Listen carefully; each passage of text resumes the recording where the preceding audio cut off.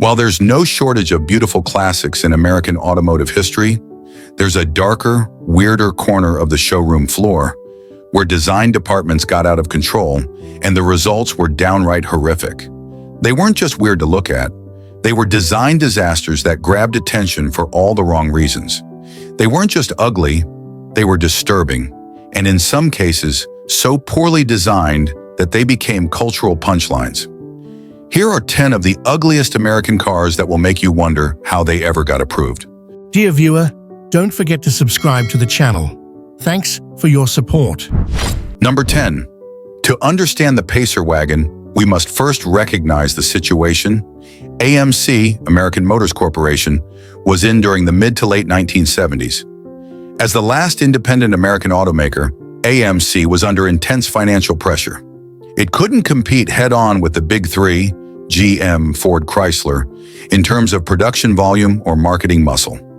The Pacer, introduced in 1975, was AMC's attempt to leap ahead by offering something radically different, a compact car with the interior space of a full-size vehicle.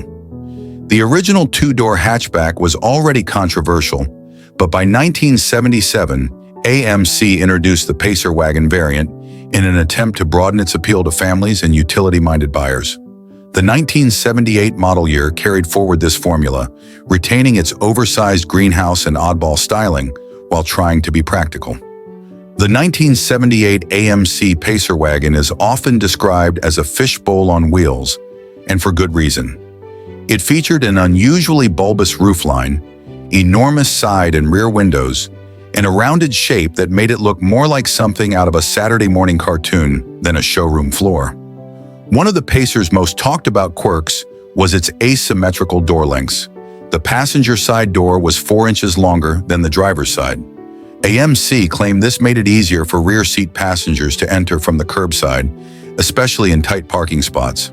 While clever in theory, it only added to the visual oddity and created a sense of imbalance that few buyers found appealing. The Pacer's unusually wide body, nearly as wide as a full-size car, was intended to provide a spacious interior. But in reality, this width made the car look awkwardly stubby, as if it had been stretched sideways by a funhouse mirror. The short wheelbase and squat proportions exaggerated this effect, making the wagon variant feel top-heavy and ungainly. The Pacer wagon's massive windows gave passengers panoramic views, but at a cost. The vast glass area turned the car into an oven in hot weather, and the styling offered little privacy. It also made the car appear to be more window than metal, reducing its perceived strength and protection. Beneath its unique skin, the 1978 Pacer wagon used aging AMC mechanical components that did little to support the car's forward-thinking appearance. By 1978, AMC had abandoned its early idea of powering the Pacer with a compact rotary engine from GM. Instead, it used old inline-six engines and even V8 options that were ill-suited for the car's weight and design. These engines were thirsty, underpowered, and contributed to poor handling characteristics. Combined with the car's heavy curb weight, well over 3,000 pounds, the result was sluggish performance and uninspiring fuel economy, especially at a time when efficiency was a top concern for consumers. The Pacer wagon had soft suspension, which only made its already floaty ride feel worse. The high center of gravity combined with the wide body created a disconnected driving experience with excessive body roll in corners. Emergency maneuvers were not the Pacer's strong suit, and its brakes were nothing exceptional. When the Pacer wagon launched, reviewers and the general public didn't know quite what to make of it. Some admired AMC's boldness, but many simply found the car ugly, weird, or confused. It was supposed to be futuristic, but instead it looked like a caricature of what a future car might look like in a 1950s comic book. The exaggerated features and off-kilter design decisions alienated traditional buyers while failing to attract younger ones. As the years went on, the Pacer wagon's reputation only worsened.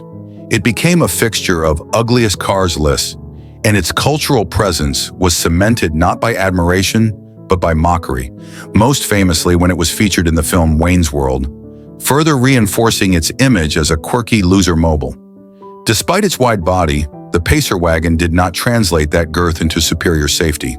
The body was largely steel-heavy, but poorly engineered, offering limited crash protection compared to more modern designs. It lacked crumple zones, and the glass-heavy body meant visibility was good, but privacy, insulation, and rollover protection were all concerns. Cargo capacity was decent, but accessing it was awkward, and rear seat space didn't quite live up to expectations for a wagon. In trying to be both futuristic and functional, the Pacer wagon ended up failing at both. Number 9, by the mid-1950s, Ford had big ambitions. Executives noticed a perceived gap in their lineup between the mass-market Ford and more premium Mercury offerings. In response, Ford launched an entirely new division, Edsel, named after Henry Ford's son, to compete directly with General Motors' Oldsmobile and Buick brands. But the market was already shifting. Consumer tastes were cooling toward oversized, flamboyant cars, and the economic outlook by 1958 was deteriorating. The timing couldn't have been worse. When the Edsel brand launched, it was already heading into a recession, and the Citation, as the most expensive and heavily trimmed Edsel, symbolized everything people were starting to reject. At the heart of the Edsel Citation's notoriety was its infamous front grille, often ridiculed for resembling a horse collar, toilet seat, or worse. In an era where cars were defined by their face, the Edsels became a national joke. The vertical oval grille was meant to distinguish the Edsel from other cars, but instead it repelled potential buyers. Ford claimed the unique design would help it stand out in traffic. It did, but for all the wrong reasons. Critics and comedians had a field day. Even Time magazine mocked the design. It became a visual punchline that overshadowed any technical merit the car might have had. The Citation was dripping in chrome. On the bumpers, side moldings, window surrounds, dashboard, and everywhere in between. While chrome was popular in the 1950s, the Edsel Citation took it to excess, making it appear more gaudy than luxurious. Instead of elegance, the car delivered visual noise, a mess of shiny elements fighting for attention. The body lines were awkward, with odd proportions, a bulky rear, and an overly ornate rear fascia. The rear fender scallops, which housed rocket-style taillights, seemed to belong on a different car altogether. The car was longer, heavier, and more bloated than many of its competitors, and that made its proportions even more unsettling. Though mocked for its looks, the Citation did offer some innovative features, yet even these were overcomplicated or unreliable. One of the Edsel's hallmark features was the Teletouch push-button transmission, which moved the gear selector into the center of the steering wheel hub. It was intended to modernize the driving experience, but it was also dangerously distracting and prone to electrical failures. More than once, drivers mistakenly hit the horn or missed shifts entirely, leading to safety and reliability issues. The Citation came with a massive 410 cubic inch MEL V8, offering 345 horsepower, impressive for the time. But the car was heavy, and that muscle was dulled by its mass and sloppy handling. Gas mileage was abysmal, which didn't help during an economic downturn. The Edsel was assembled at multiple Ford plants, none of which were specifically tooled for it. This led to inconsistent quality control, misaligned panels, and poor fit and finish. Dealers struggled to repair or service these unfamiliar systems, and customers lost confidence quickly. Ford had launched the Edsel with one of the biggest marketing blitzes in automotive history. $250 million spent, nearly $2.5 billion today. Yet the car was so out of sync with consumer expectations that it flopped almost instantly. Customers were expecting a revolution, but got a car that looked like a joke and felt like an overpriced Ford. The Citation, as the top-of-the-line Edsel, bore the brunt of the criticism. Its price pushed it into luxury territory, but it failed to deliver on comfort, elegance, or refinement. In its first year, Ford hoped to sell 200,000 Edsels. They barely sold half that across all models. The Citation sold even fewer, thanks to its bloated styling and top-heavy price. The Edsel Citation did not just fail, it became the embodiment of failure in the American car industry. Its name still conjures images of corporate misjudgment, tone-deaf design, and wasted ambition. The term Edsel is still used to describe a commercial flop, even outside the automotive world. It's studied in business schools as an example of how not to launch a product. Despite this, the car has found a second life as a collector's oddity, precisely because of its infamous history. Number 8. The early 1970s were a time of transition for the American auto industry. The 1973 oil crisis changed everything. Suddenly, big block V8s and bloated body styles were no longer viable for average buyers. Imports like the Toyota Corolla and Volkswagen Rabbit were winning hearts and wallets with reliability, fuel efficiency, and practicality. GM responded with the H-body platform, which would underpin the Chevrolet Monza and its siblings, Buick Skyhawk, Oldsmobile Starfire, and Pontiac Sunbird. This platform was meant to modernize GM's compact offerings. The Monza Town Coupe was the two-door notchback version, not the fastback hatch you might associate with Monza. It was supposed to bridge the gap between a frugal economy car and a sporty coupe. Instead, it became a confused Frankenstein's monster of a car. Let's start with the styling and proportions. The Monza Town Coupe was based on a compact chassis, but it wore styling cues meant to evoke Chevrolet's muscle car past, with none of the presence or purpose. The coupe's long hood and short trunk tried to give it a performance car silhouette, but it sat on a small 97-inch wheelbase. This resulted in awkward overhangs, stubby rear quarters, and an ill-proportioned roofline that clashed with the formal notchback. It had the footprint of a subcompact, but was burdened by styling cues lifted from larger coupes, like the Monte Carlo. The Town Coupe trim aimed for an upscale, formal appearance with its vinyl roof options, upright C-pillar, and opera window. But these touches were at odds with the Monza's intended sporty persona. It looked more like an old man's compact than a car for youthful drivers. The fastback Monza 2+2 at least attempted sportiness. The Town Coupe looked like a Chevy Vega wearing a Monte Carlo costume. Underneath the flashy and conflicted styling was a Vega-based economy car chassis, with all the limitations that implies. Base models came with the 2.3-liter aluminum block inline-4, notorious for its poor durability and overheating issues. A legacy inherited from the Vega. Optional engines included a 140 horsepower, 262 cubic inch V8, and, awkwardly, a 305 cubic inch V8 in later years, which created massive heat under the hood. In fact, GM had to re-engineer the engine bay and remove the windshield washer reservoir just to make it fit. The added weight from the V8s caused handling to suffer significantly, making the car nose-heavy and unbalanced. The suspension was a mixed bag, soft enough to be comfortable, but far too soft to be sporty. Body roll was excessive, and cornering was not confidence-inspiring. Braking was handled by front disc and rear drum brakes, which were merely adequate for the time, but quickly overwhelmed by the weight of V8 models. Despite its coupe-like aspirations, the Town Coupe offered limited interior space, especially in the rear. This was marketed as a personal car, but it failed to offer the comfort or luxury expected of that segment. Interior materials were low-grade, with lots of plastic and fake wood grain trim. Rear seat space was minimal, and access was difficult due to the long doors and tight rear quarters. Trunk space was shallow, and the design lacked the practicality buyers might expect from a car smaller than most sedans. Like many compact cars of the 1970s, the Monza Town Coupe did not age well in terms of safety or quality. There were no energy-absorbing crumple zones, and roof strength and rollover tests was weak. Seatbelt systems were rudimentary, and there was little structural reinforcement to protect passengers in a side or frontal collision. Fit and finish were inconsistent, with rattles and panel gaps commonly reported even on new models. Rust was a major issue, especially in northern climates. Within just a few years, many early Monzas were visibly deteriorating. The Monza line sold reasonably well at first, mostly due to lack of competition within GM's lineup and aggressive pricing. But as the decade wore on, buyers began to see through the styling tricks. They wanted real efficiency or real performance, not a car that pretended to offer both and delivered neither. The Monza Town Coupe was discontinued after a few years, and the Monza nameplate was retired entirely after 1980. Today, the car is rarely remembered.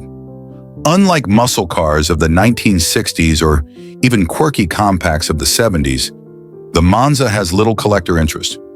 Its biggest legacy is that it represents the malaise era perfectly. Bloated design, underwhelming performance, and a complete lack of identity. Number 7. By the late 1960s, American automakers were caught off guard by a surge in popularity of small, fuel-efficient imports, especially those from Japan and Europe. The Toyota Corolla, Volkswagen Beetle, and Datsun 510 were carving out a growing slice of the market, and Detroit needed to respond. Ford's answer was the Pinto, a subcompact economy car that aimed to undercut imports on price and deliver just enough features to satisfy basic transportation needs. Introduced for the 1971 model year, the Pinto was meant to be cheap, fast to produce, and easy to sell. Unfortunately, this rush to production came at a serious cost. Let's begin with the styling of the Pinto sedan, which was visually unconvincing from the start. The Pinto's short wheelbase and stubby body gave it awkward, toy-like proportions, as if it had been squeezed from both ends. It looked underdeveloped, as if it were a scale model of a larger car, rather than a finished design in its own right. The front and rear overhangs were minimal, not for aesthetic reasons, but because of strict cost-saving measures. And it showed. The front fascia was generic and anonymous, with plain round headlights and a narrow grille that lacked personality. The rear design was abrupt and squared off, contributing to the car's cut-short appearance. The roofline on the sedan model felt mismatched with the rest of the body. Too tall for the car's width and length, making it feel top-heavy and disproportionate. While some small cars like the VW Beetle or Citroën 2CV achieved charm through quirkiness, the Pinto failed to be endearing. It wasn't stylish, it wasn't futuristic, and it certainly wasn't elegant. Its looks were the product of bean-counter design, where visual appeal came second or third to cost and expediency. The Pinto's design wasn't just awkward, it was functionally undercooked. Ford gave engineers only 25 months to develop the car from concept to showroom, a dangerously short period for what was supposed to be a ground-up new model. The Pinto had thin sheet metal, minimal reinforcements, and bare-bones structural integrity. This saved weight and money, but compromised safety. The sedan was built on a rear-wheel drive layout, which was quickly becoming outdated for small cars. Most imports had moved to more space-efficient front-wheel drive platforms. Inside, the Pinto was Spartan. Plastic surfaces, thin door panels, and minimal insulation. Comfort was minimal. The rear seats were cramped, trunk space was modest, and the interior noise levels were high at speed. It felt cheap because it was cheap, often at the cost of driver and passenger satisfaction. No discussion of the Pinto would be complete without addressing its most infamous defect, the tendency to catch fire in rear-end collisions due to a dangerously located gas tank. The fuel tank was mounted just behind the rear axle, with minimal protection from impact.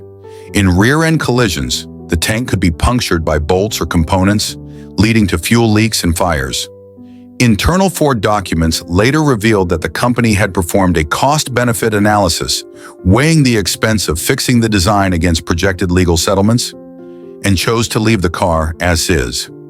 This revelation, published in a 1977 Mother Jones expose, led to national outrage and congressional hearings.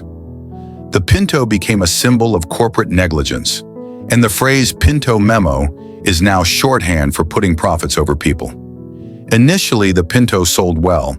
Priced at around $2,000, it was one of the cheapest cars on the market. Ford moved over 100,000 units in its first year, and over 3 million Pintos were eventually sold across the model's lifespan, 1971 to 1980. However, as safety concerns mounted, so did the car's negative reputation. By the late 1970s, the Pinto was widely ridiculed, not only for its explosive flaw, but for its mediocre quality, aging design, and uninspiring presence. Even Ford eventually conceded the damage was done. Though the Pinto was officially phased out in 1980, its reputation never recovered, and it continues to appear on worst cars lists to this day. Number 6. By the early 1980s, American luxury automakers were feeling pressure from European rivals, particularly BMW, Mercedes-Benz, and Audi.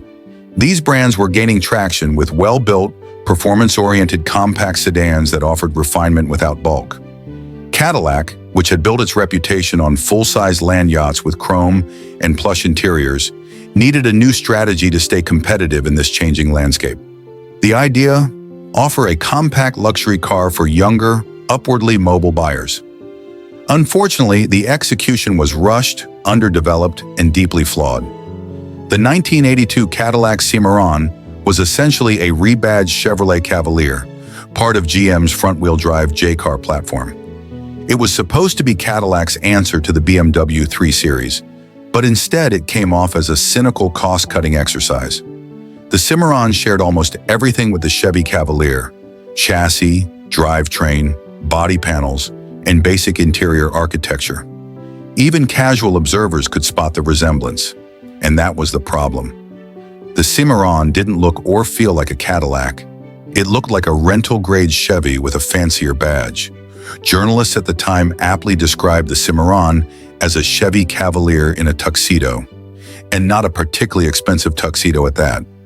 Cadillac added a leather-wrapped steering wheel, fake wood trim, and a slightly upgraded stereo system. That was about it. Let's talk design. The Simmeron's styling was utterly uninspiring. It had boxy, compact proportions with little flair or substance. There was no imposing grille, no standout Cadillac styling cues. Just rectangular everything: headlights, taillights, wheel arches, and dashboard lines. The Simmeron looked fragile, even by early 80s standards. With narrow track width and tall ride height, it lacked visual balance. To a luxury car buyer, the Simmeron's presence was underwhelming at best, laughable at worst. Cadillac's badge, once associated with handcrafted elegance, was now plastered on a warmed-over economy car, and it fooled no one. Dealers had trouble selling it, and even Cadillac loyalists viewed it as a betrayal of brand identity. The Simmeron wasn't just poorly styled, it was also a mechanical disappointment. The Simmeron debuted with a 1.8-liter four-cylinder engine, making a miserable 88 horsepower, totally inadequate for a car pretending to be sporty or luxurious. Acceleration was sluggish, with a 0 to 60 time that was closer to a diesel pickup than a European sports sedan. Even when a V6 option was offered later, it was too little, too late. The ride was harsh and jittery, lacking the smooth isolation Cadillac was known for. The Simmeron's suspension was virtually identical to the Cavalier's, meaning it handled like an economy car, not a luxury compact. Inside, Cadillac tried to add some upscale flair, but failed to overcome the cheap foundation. Yes, there was leather. Yes, there was wood grain, faux of course. But the dashboard, switchgear, and seating were clearly budget grade, more at home in a compact fleet car than a luxury vehicle. The Simmeron did include a few premium touches: power windows, air conditioning, and upgraded audio. But in comparison to European rivals, which offered refined interiors with tight fit and finish, the Simmeron felt hollow and plasticky. Critics wasted no time tearing into the Simmeron. It became a punchline almost instantly. Car and driver and motor trend were brutal in their assessments, calling out the Simmeron's lack of originality and underwhelming performance.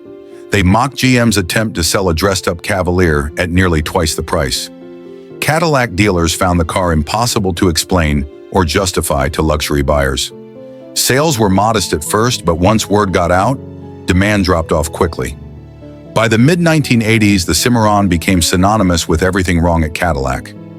The Simmeron did more than just flop. It eroded consumer trust in Cadillac. It took Cadillac over a decade to recover its credibility, and some would argue it never fully did. The Simmeron was a case study in branding mismanagement, now taught in business and marketing classes as a lesson in what not to do. The Simmeron limped along until 1988, when GM finally euthanized it. By then, it had become a symbol of laziness, greed, and corporate myopia. Number 5. To understand the Metropolitan's awkward looks, you have to understand its origins. Though sold by American companies like Nash, Hudson, and later American Motors, AMC, The car was actually designed in the US, but built in England by Austin. It was developed during the post-war era when compact cars were seen as the future for cash-strapped American drivers. But AMC went very compact, targeting urban consumers and first-time buyers. At just 149 inches long, the Metropolitan was shorter than a Volkswagen Beetle, and it looked the part. But while the Beetle had iconic simplicity, the Metropolitan had design cues that clashed in tone, proportion, and intent. Yes, some call it cute, but cute doesn't always equal good design. Let's break that down. The front end of the Metropolitan looks like it was sawed off mid-sketch. It had no real grille presence, with a tiny opening and two round headlamps that look like wide eyes, lending a cartoon-like anthropomorphism to the car. There's no taper or elegance, just a short, blunt face that resembles a wind-up toy more than a motor vehicle. The roofline is arguably its most awkward feature. It's a domed, inflated bubble that doesn't flow into the rest of the car. There's a high beltline and a sharply upright windshield, creating a fishbowl effect where the driver looks overly exposed.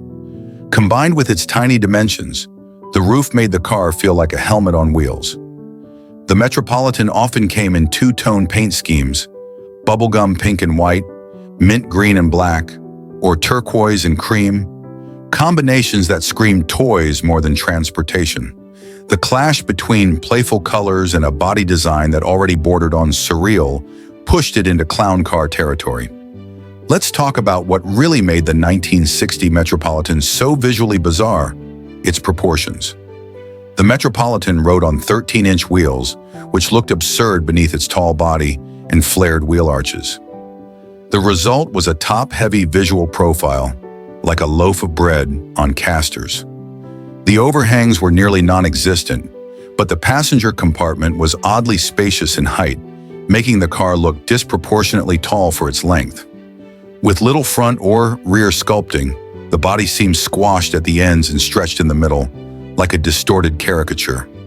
The doors were large relative to the rest of the body, and the side glass had a bulbous shape that didn't match the stubby fenders or truncated rear end.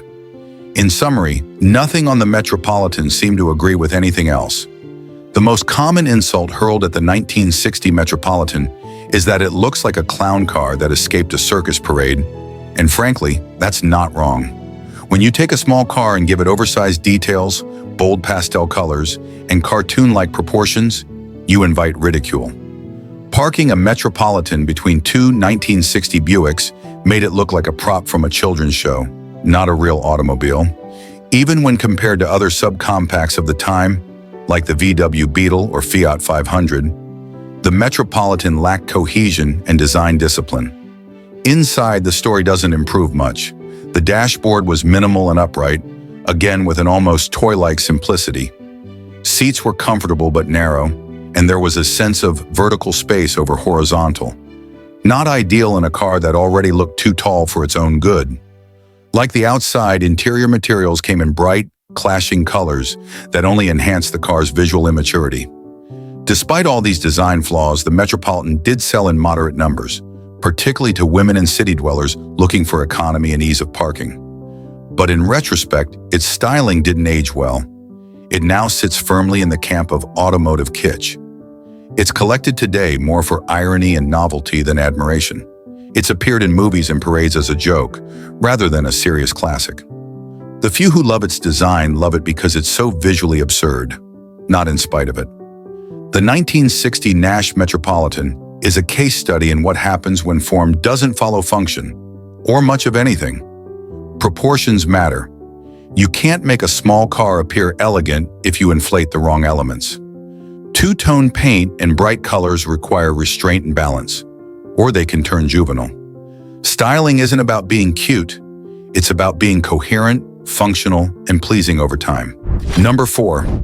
In the early 1980s, Pontiac was desperate to reinvent itself.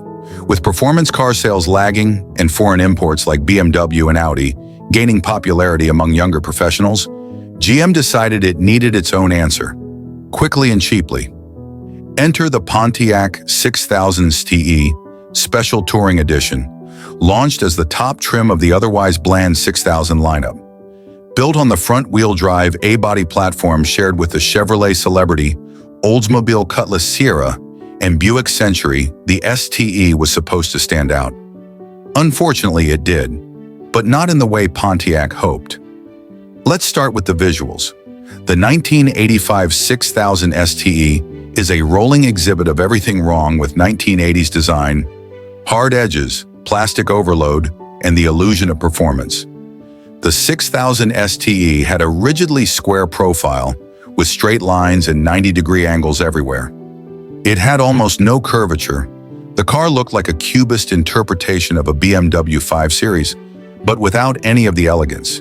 If you parked it next to a Sony VHS player from 1985, you'd notice unsettling similarities: flat rectangular face, blocky sides, and fake vents. The body featured gray and black plastic cladding from front to back, all of it fake. There were plastic ribbed lower panels, fake brake cooling ducts, and cheesy aero add-ons that looked more like afterthoughts than design elements. Every surface tried to scream performance, but the overall look was clumsy and over-decorated. The grille design mimicked European sedans, but lacked function or finesse. Plastic vents adorned the hood and fenders, serving no mechanical purpose. Just styling noise for the sake of it. Even the tail lamps were angular and overly busy, full of horizontal lines and blocky textures. Pontiac wanted the 6000 STE to feel futuristic, and to its credit, it did have a few firsts, but execution fell short of its ambition. The car came with an electronic digital dashboard with amber readouts, flashy but hard to read in sunlight and prone to glitches. It tried to look high-tech but came off more like the interface from a cheap science fiction movie. The interior was littered with small, confusing buttons and sliders for climate control, audio, and trip computer functions. It looked busy, not premium, as if a calculator exploded across the dashboard. Materials were classic mid-1880s GM: hard, brittle plastic, faux brushed metal trim, and squeaky panels. It didn't feel German or sporty. It felt like someone had built an arcade cabinet, then added wheels. Pontiac pitched the 6000 STE as a sports sedan, and on paper it had some interesting upgrades. But in real-world driving, its bark was far louder than its bite. It had a stiffer suspension than the base 6000 and came with four-wheel independent suspension, which was rare for an American car at the time. The power-assisted steering was vague and overly light, more minivan than sports sedan. Most models used a 2.8-liter V6 with fuel injection, producing around 125 horsepower. Adequate for the time, but far from sporty. Acceleration was modest, and the front-wheel drive layout led to torque steer and understeer when pushed. Braking was average at best, with early models prone to fade under spirited use. Pontiac introduced an AWD version later, but in 1985 it was still FWD only, which didn't do it any favors against RWD imports from Europe. The 6000 STE wanted desperately to be compared to the BMW 5 Series, the Audi 5000, and the Volvo 740 Turbo. But it didn't earn that comparison. It looked aggressively overstyled, like it was cosplaying a performance sedan.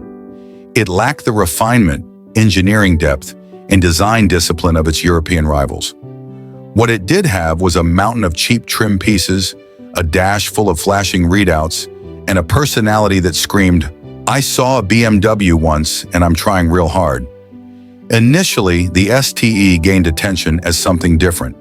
It had standard features that many rivals charged extra for: cruise control, fog lamps, trip computer, and even a basic driver information center.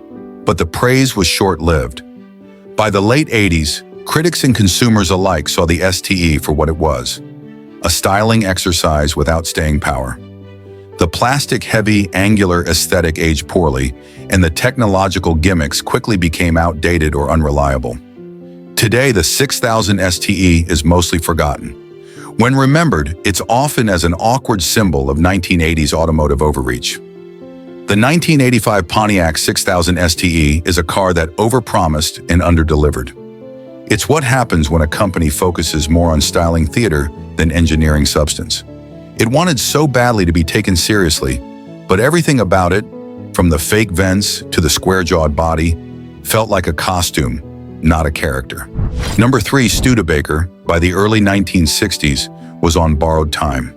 Financially struggling and rapidly losing ground to the big three, Ford, GM, and Chrysler, the company had pinned its hopes on the Lark, a compact car launched in 1959 that initially sold well due to a fresh take on smaller family transportation. But by 1963, the industry had caught up. Competitors had moved forward. The Lark hadn't. Instead of evolving, it coasted. And by doing so, it showed its age. Not gracefully, but with all the elegance of a desk drawer on wheels. If you asked a child in 1963 to draw a car using only a ruler, the result might look suspiciously like a Studebaker Lark. The Lark's shape was brutally simple: square roofline, flat fenders, vertical grille. It had none of the forward lean or sculpted sides found in contemporary Fords or Chevrolets. It looked static even when it was in motion, a vehicle whose only aerodynamic feature was inertia. While Studebaker gave the 1963 Lark a minor facelift, it still felt dated. Designers added a slightly recessed grille and smoothed the hood, but the proportions were fundamentally the same: tall, narrow, upright, and visually top-heavy. This was a car that looked like it had been whittled out of a block of wood, then lightly sanded and sent out the door. The Lark didn't even have the benefit of memorable weirdness, like the Edsel or the AMC Pacer. It wasn't futuristic. It wasn't nostalgic. It was just there. The Lark's appearance didn't offend, but it didn't excite either. It was visual wallpaper on wheels. Inside, the Lark was predictably underwhelming. The dashboard was a slab of stamped steel with basic knobs and dials, most of which looked like they came from a kitchen appliance. Seats were bench-style, poorly padded, and offered little support. Designed more for occasional grocery runs than comfort. In a time when even economy cars were getting two-tone interiors, chrome accents, and futuristic control panels, the Lark stuck to drab, utilitarian minimalism. Functionally, it did the job. Aesthetically, it felt like you were driving an office chair in a filing cabinet. Studebaker did offer a few engine options, including a 289 V8 in some versions, but nothing about the driving experience in a 1963 Lark felt noteworthy. Base models came with a flathead inline-six that was reliable but severely underpowered. Acceleration was sluggish, and the car felt lethargic on highways or hills. V8 models had more grunt, but were still hampered by an aging chassis and a lack of refinement. The Lark had soft suspension, which provided a somewhat smooth ride, but at the expense of body control and cornering ability. On curves, it leaned like a sailboat. In high winds, it wandered. It was the opposite of confidence-inspiring. By 1963, the American auto market had moved on. Compact cars were evolving. Ford had the Falcon, Chevrolet had the Corvair, and the newly launched Chevy 2. Even Rambler, another underdog brand, was offering more modern styling and performance. The Lark looked like a 1956 car redressed for 1963, and buyers noticed. Sales plummeted.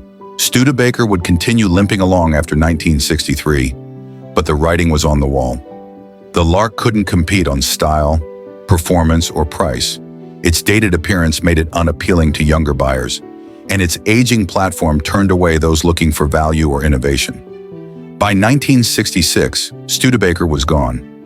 The 1963 Studebaker Lark is not remembered for flamboyance, nor for technical innovation. It's remembered, barely, as a car that played it too safe in a market that demanded boldness. It's the automotive equivalent of a gray sweater vest, practical, unassuming, and utterly forgettable. When we look back at the Lark, we see more than just a dull design.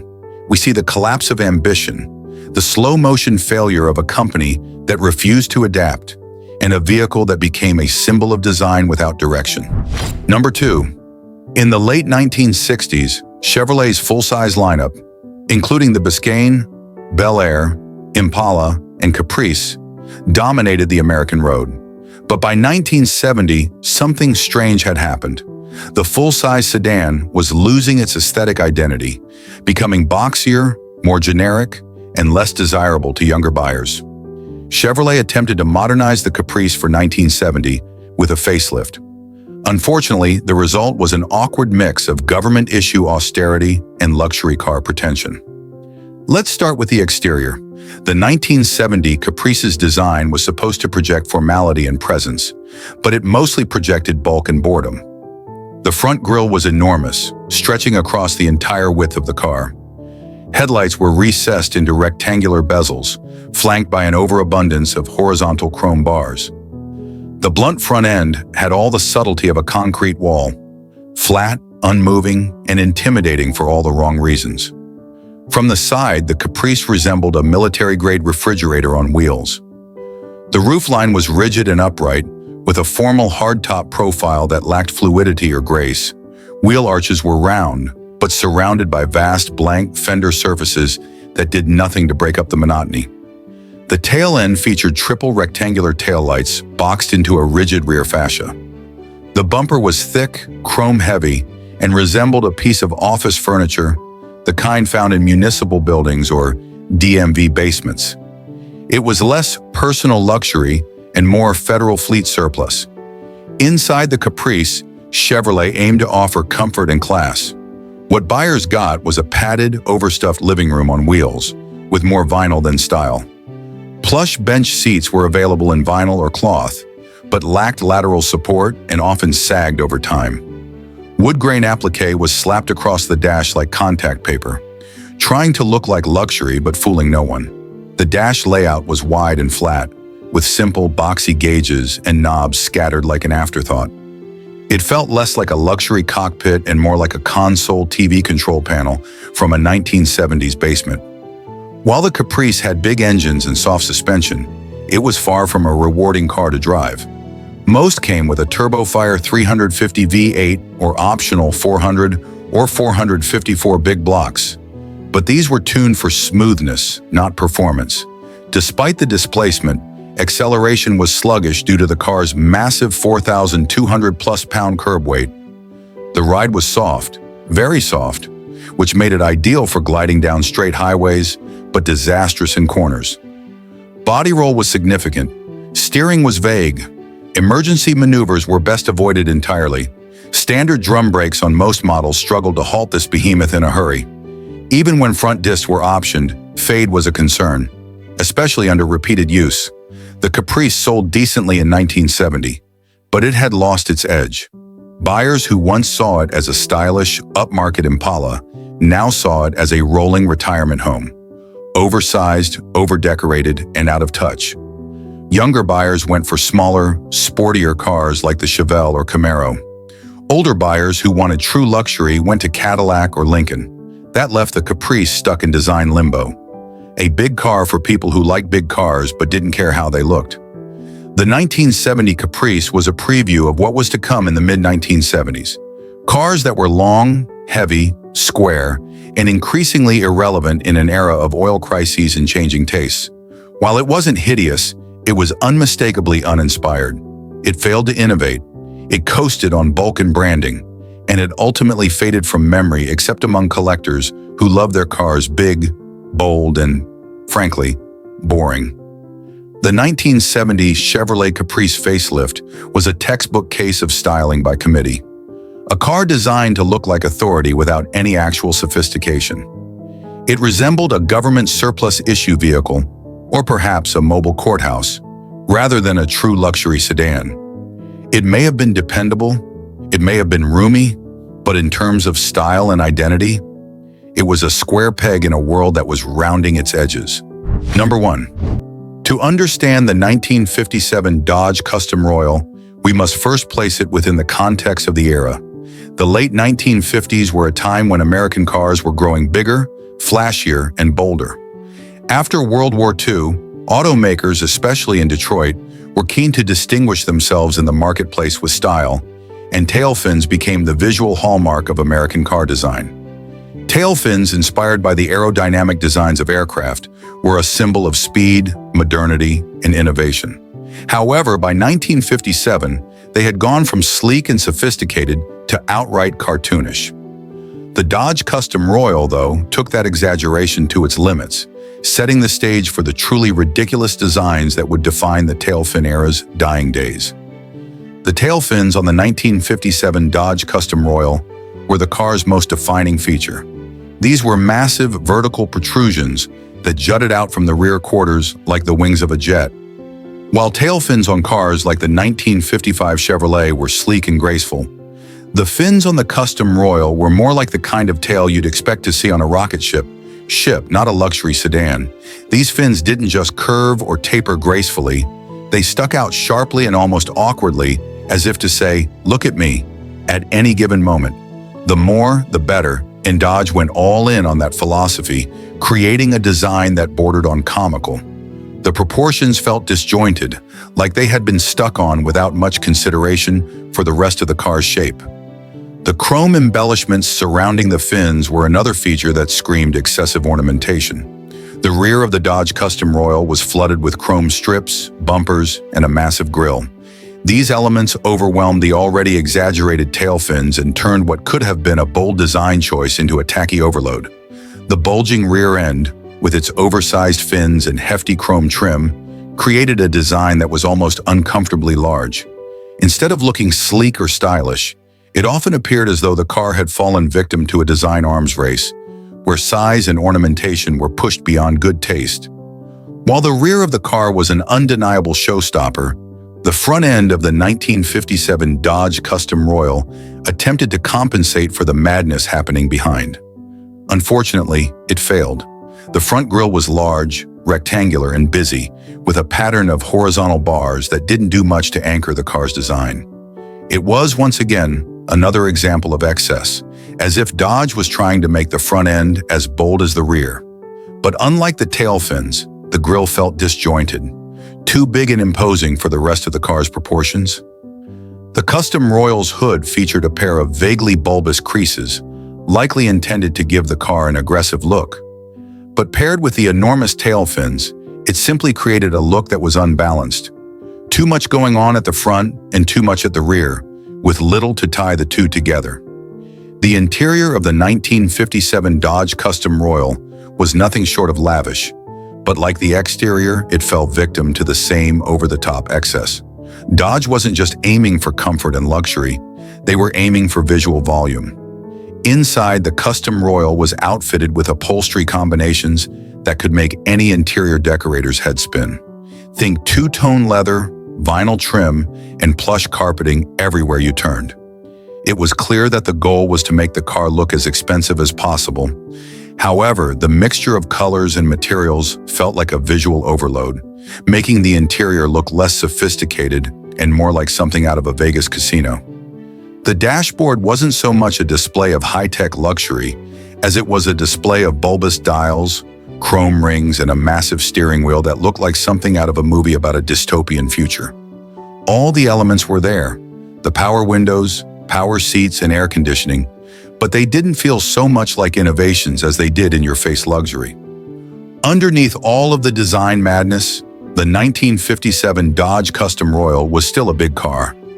Big cars of this era were synonymous with soft rides, and the Custom Royal was no exception. Dodge focused on comfort rather than performance, giving the car a smooth and cushy ride. However, handling was often compromised due to the car's massive proportions and soft suspension. Acceleration was steady, but not remarkable, as the large V8 engine struggled to push the car with any great speed. Still, for those looking for a comfortable, if somewhat sluggish drive, the Custom Royal offered the kind of experience that was typical for large American sedans at the time.